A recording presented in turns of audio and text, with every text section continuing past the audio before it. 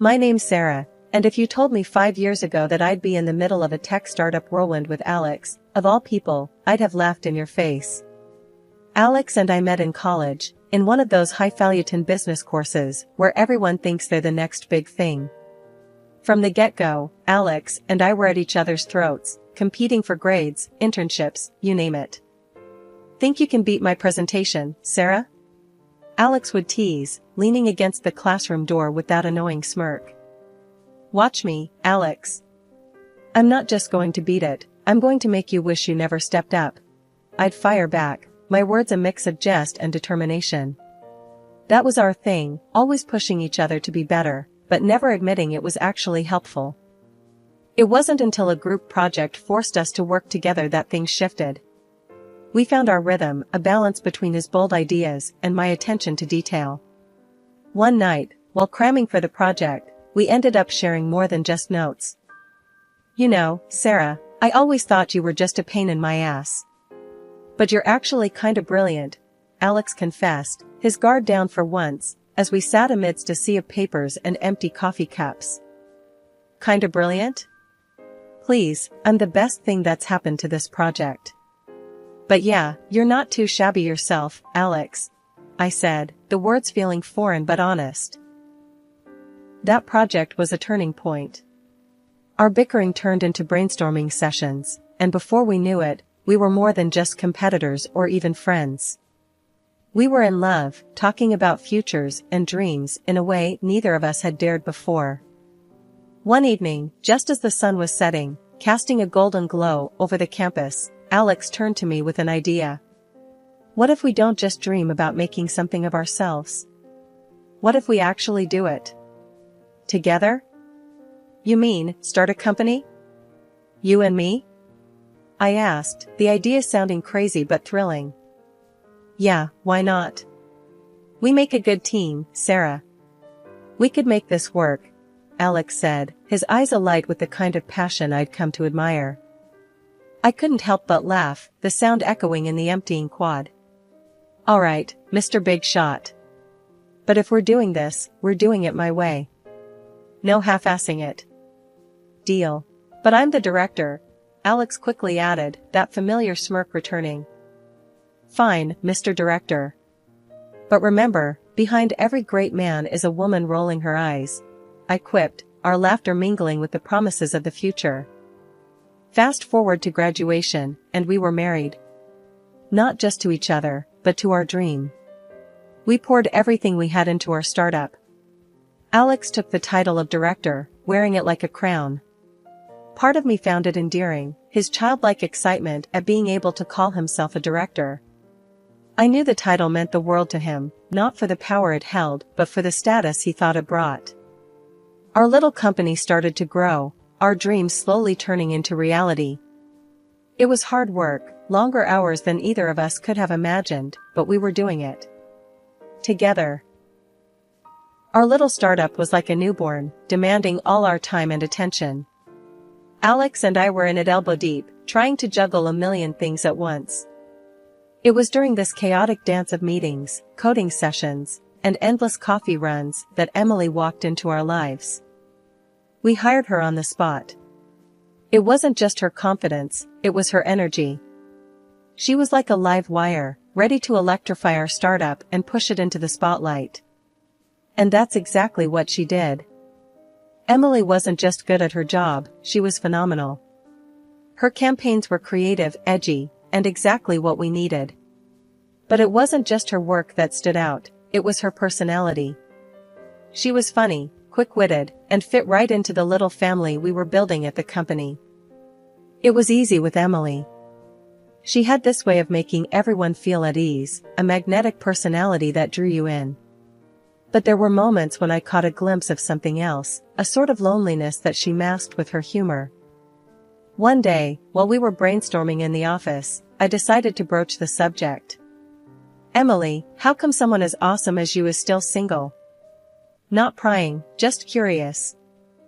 Emily's smile faltered for a second before she shrugged, her usual brightness dimming. Guess not everyone's as lucky as you, Sarah. Finding a guy like Alex? That's like striking gold. Her words were offhand, but the undercurrent of bitterness was unmistakable. It caught me off guard, stirring an unease I couldn't quite place. Hey, there's plenty of gold out there. Just gotta know where to look. I tried to lighten the mood, but Emily just shook her head, the topic clearly closed for discussion. As the days turned into weeks, and the weeks into months, our little company began to take shape. Emily's campaigns were bringing in clients, and our product was gaining traction. But it wasn't just the business that was growing, our relationships were too. Emily had become an integral part of our lives, blurring the lines between work and friendship. It was a golden time, filled with hard work, harder laughs, and the feeling that we were on the brink of something great. Emily, with her talent and fire, had become more than just an employee. She was a friend, a confidant, and a crucial part of our dream. As our startup began gaining momentum, I noticed a shift in Alex's focus. It wasn't the company that kept him busy, but rather, the pursuit of the perfect business suit or the latest model car. His obsession with appearances had always been a quirk I tolerated, but now it seemed to take precedence over the hard graft our company required. Alex, don't you think there's more to focus on right now than another suit? I asked him one morning, finding him browsing through an online luxury store during work hours. Come on, Sarah. You know how it is. Looking the part is half the battle in business. Life's too short to deny myself the finer things, he retorted without looking up, his attention fixed on the screen.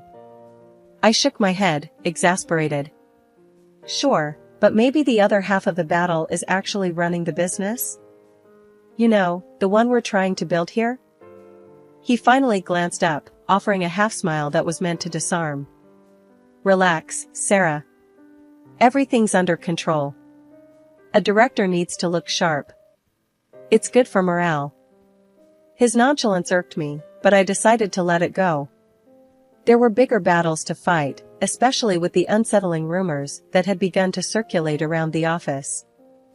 One late evening, I was burning the midnight oil in the office when I decided to take a break and grab some coffee. As I neared the break room, I caught snippets of conversation that made me freeze in my tracks. Saw Alex and Emily cozying up in the marketing suite yesterday. Didn't look like any work meeting to me, one of our developers muttered, unaware of my presence. Yeah, there's definitely something going on there. They'd been spending a lot of time together after hours. Another chimed in, their tone laced with gossip. I felt a lump form in my throat. My initial instinct was to brush it off as baseless office chatter, but the seed of doubt was planted. With a heavy heart and a mind swirling with questions, I retreated back to my office, the coffee forgotten. The next day, I decided to confront Alex. I needed to hear his side, to clear the air. Finding him in his office, leaning back in his chair with that all-too-familiar smirk, I didn't waste any time. Alex, we need to talk. There's talk going around about you and Emily. What's going on? My tone was more confrontational than I intended, my emotions getting the better of me. Alex's smirk faded, replaced by a look of confusion. Talk? What talk? Sarah, you know me. Why would I do anything to jeopardize what we have here? His words were meant to be reassuring, but there was a stiffness to his laughter that didn't sit right with me. I want to believe you, Alex, but the rumors. They're not just going to go away. People are talking. People always talk, Sarah. It doesn't mean we have to listen. Emily's a crucial part of our team, nothing more. You think I'd risk our dream for a fling? Alex's voice was firm, his eyes meeting mine in a challenge. I wanted to believe him, to brush off the rumors as just that, rumors. But the nagging doubt lingered, casting a shadow over our conversation. All right, Alex. I just needed to hear it from you. Let's just focus on the work, okay? Always, he replied, but the ease that once defined our interaction seemed strained, tainted by suspicion. In the days that followed, I threw myself into my work, trying to ignore the whispers and the sideways glances. Emily, for her part, seemed oblivious to the rumors, her focus solely on her campaigns. But the atmosphere in the office had changed. What was once a place of camaraderie and innovation now felt like a minefield. I found myself observing Alex and Emily more closely, searching for any sign that the rumors might be true. Their interactions, once thoughtless and friendly, now seemed fraught with hidden meanings. The weeks leading up to the big contract signing were a blur of negotiations, revisions, and, frankly, a fair bit of groveling. The director on the other end was the type who'd make a saint swear. Every meeting, every call, it felt like wading through mud. But the payoff? It was going to be huge. This deal was our ticket to the big leagues, a chance to level up our startup in ways we'd only dreamed of. So, I buckled down, ignored the growing pile of laundry at home, and let takeout containers become my primary diet. Look, I know he's a pain, but if we land this, it's game changer, I told Alex during one of our late-night strategy sessions. Yeah, if he doesn't drive us insane first, Alex replied, his eyes glued to his laptop. Emily chimed in with her usual optimism. We've got this. Sarah's been crushing it. He's practically eating out of her hand now. I wasn't so sure about the eating out of her hand part, but we were close, damn close. And when the day finally came to ink the deal, the sense of anticipation in the office was electric. The annoying director, somehow less irksome with a pen in hand ready to sign, was there alongside us, a necessary evil in our path to victory. The moment the contract was signed, the atmosphere shifted from tense anticipation to outright celebration. Champagne bottles popped, and glasses clinked, the sound of success ringing loud in the lobby of our little startup that could. Alex, with that director by his side, stepped forward to address the crowd. I want to take a moment to recognize the incredible effort that went into making today possible. Alex started, his voice carrying over the buzz of conversations. Sarah, in particular, has been instrumental in getting us to this point. There was applause, a few cheers, and I allowed myself a small smile. Maybe all the stress was worth it after all. But then Alex's smile turned into something I couldn't read, a mix of smugness and something colder. Which is why it's even harder to announce that as of today, Sarah will no longer be with us. The room fell silent, the kind of silence that sucks the air right out of you. What are you talking about, Alex? I managed, my voice sounding foreign to my own ears. As the director of this company, I've made the decision to let Sarah go. We're moving in a new direction, and it's a decision I've not made lightly, Alex continued, his eyes avoiding mine. The confusion was palpable, the shock of his words echoing off the walls. My heart hammered against my ribs, a mix of disbelief and rising fury taking hold. You can't be serious. After everything, you're firing me? From my own company? My voice was rising, the outrage clear. The room spun, faces blending into a mosaic of shock and sympathy. This wasn't how it was supposed to go. This deal was meant to be our triumph, not my downfall. Everyone's eyes were on us, shock painted on every face. But Alex wasn't done. With a coldness I'd never seen in him, he added. And, there's more. I'm filing for divorce, Sarah. This has been a long time coming. Before I could even process the words, Emily, the so-called friend and our advertising executive, stood up and wrapped her arms around Alex. Her laughter sliced through the silence, a sound so out of place it felt surreal. I've known Alex way before you did, sweetie. Emily gloated, her eyes locked on mine, filled with a triumph I couldn't comprehend. All this, your little dream company, was just part of our plan. You were just a stepping stone. The room spun. This was a nightmare. You planned this? My voice was barely a whisper, my mind struggling to piece together the betrayal. Alex shrugged, a smirk playing on his lips. Business is business, Sarah. We needed you to get the company off the ground, to seal the deal. And now, we're moving on. The betrayal stung, a physical pain in my chest. I stood up, my chair scraping loudly against the floor. The eyes of our employees, once filled with respect and camaraderie, now showed anger and disbelief. I can't believe you, was all I managed to say before turning to leave, my vision blurred by tears. But then, something unexpected happened. One by one, our team stood up. "We're with you, Sarah," Mark, one of our developers, said firmly.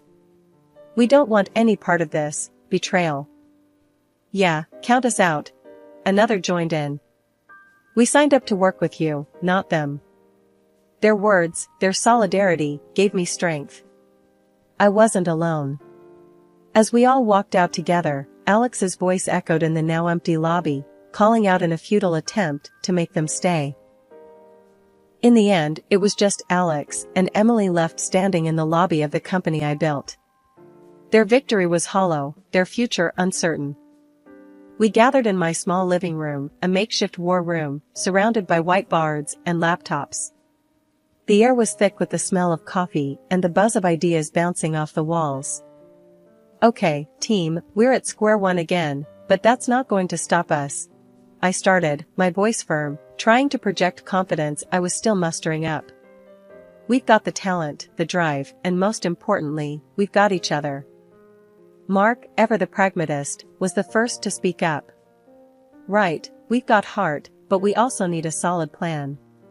What's our angle? What are we bringing to the table that's different this time?" Lisa, who had always been the creative spark, jumped in. "We need to innovate. Remember those ideas we thought were too out there? Now's the time to bring them to life. No holding back." The room nodded in agreement, the energy shifting from uncertainty to excitement. It was clear we were all in, ready to take risks we'd previously shied away from. "And what about Alex and Emily? They're not going to take this lying down," I said, the thought of facing them again leaving a bitter taste.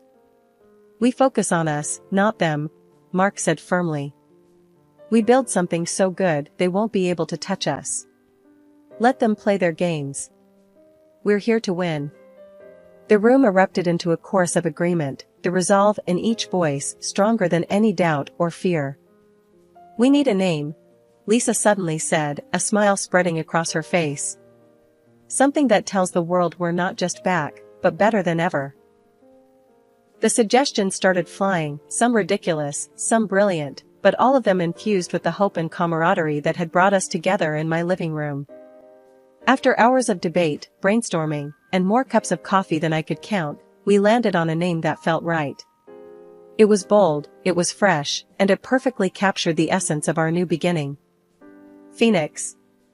With our mission clear and our spirits high, we ended the meeting with a sense of purpose.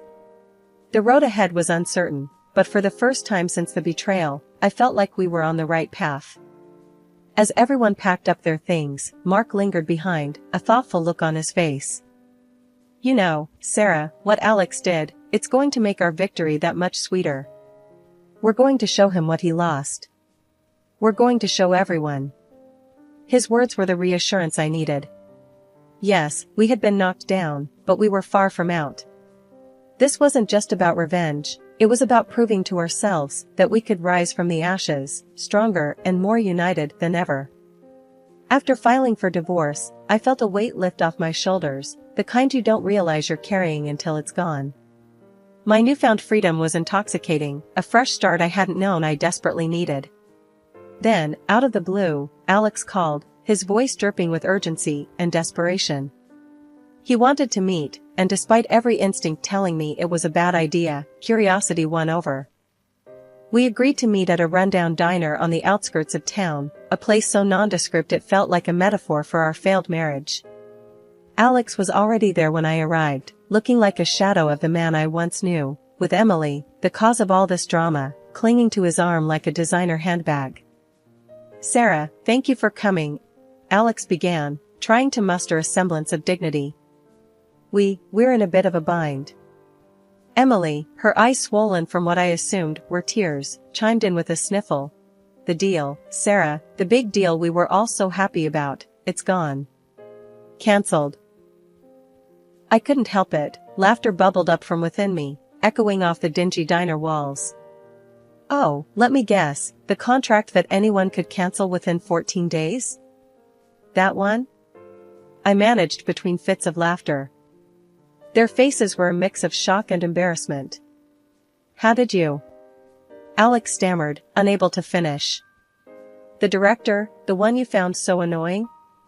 Turns out he has a thing against working with backstabbers, I said, my grin widening. The look of defeat on their faces was almost enough to make me feel sorry for them. Almost. Then, Alex, ever the opportunist, tried to salvage what little he could from the wreckage. Sarah, where did you get the funds for your new venture? Legally, I'm entitled to half, he said, desperation seeping through his feigned confidence. The audacity of the man was almost impressive. I laughed, harder this time, the sound bitter. Alex, dear, I've been making money long before you decided playing director suited you. I was a genius when you met me, and I'll be a genius long after you're just a footnote in my success story. Their faces were a picture of realization, the truth finally dawning on them that they had underestimated me at every turn. Standing up, ready to leave this chapter of my life behind, I looked them both in the eye. Good luck, you too. Something tells me you're going to need it far more than I ever will. As I walked out of the diner, the sun broke through the clouds, bathing the world in a warm, golden light. It felt symbolic, a sign that despite everything, I was on the right path. In the days that followed, I threw myself into my work, my new company, becoming a beacon of hope and ambition. The team and I worked day and night, our shared vision fueling us forward. Meetings with investors, late-night brainstorming sessions, and the relentless pursuit of innovation became my new normal. Each small victory was a testament to our resilience, a middle finger to those who had tried to bring us down. One evening, as we celebrated landing a major client, the team gathered around, beers in hand, the mood light and triumphant. Mark, ever the voice of reason, raised his glass. To Sarah, the toughest boss I've ever had the pleasure of working for. You showed us what it means to rise from the ashes. The team cheered, their support and belief in me more valuable than any deal or contract. Yeah, and to think, Alex and Emily thought they could take you down, Lisa added, laughter in her voice. I smiled, my heart full. Let them think what they want. We're here, we're succeeding, and that's the best revenge we could ever have. After everything that went down, I did the only thing I knew how. I built something new from the ground up. My new company wasn't just a rebound, it was a phoenix rising from the ashes, stronger and more vibrant than anything before. And the best part? My loyal crew was right there with me, every step of the way. We even managed to lock down a deal with the same partner company that bailed on Alex and Emily, proving that integrity and hard work do pay off. One day, as we were wrapping up a team meeting in our new, buzzing office space, Mark couldn't help but bring up the latest gossip that had been making rounds. So, have you guys heard? Alex and Emily's venture tanked. They're drowning in debt. Lisa, always the one to find a silver lining, added with a smirk. Guess they learned the hard way that you can't build something lasting on lies and betrayal. I leaned back in my chair, the corners of my mouth turning up. Well, it's a tough lesson, but it looks like karma doesn't take shortcuts. The room filled with nods and murmurs of agreement. It was true, we'd come out on the other side of adversity, not just surviving, but thriving. Alright, team, let's keep our eyes on the prize. We've got a lot to do, and I'm damn proud of what we've achieved. But this is just the beginning, I said, standing up, feeling the energy of the room lift even higher. As the team dispersed back to their desks, filled with a renewed sense of purpose, I couldn't help but reflect on the journey. Starting over wasn't just about proving Alex and Emily wrong, it was about proving to ourselves that we could overcome anything. Later, as I was getting ready to leave for the day, Mark caught up with me by the elevator.